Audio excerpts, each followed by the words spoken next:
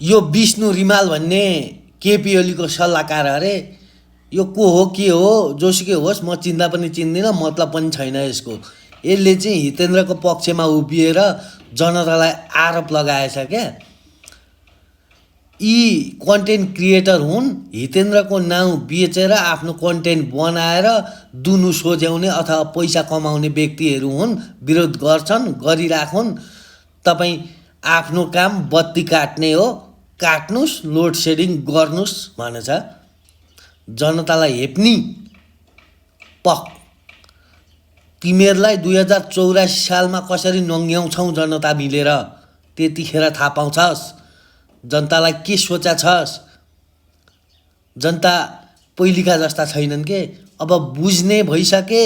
अब तिमीहरूले केही गर्दैनौ, तिमीहरू भ्रष्टाचारमा मात्रै लिप्त छौ भन्ने जनताले बुझिसके। अब रक्सी मासु भात पेट्रोलमा बिक्दैनन् जनता, बुझिस् नि। 84 मा नङ्ग्यारै छाड्छौँ हामी, नङ्ग्यारै छाड्छौँ। यो लेखेर राख।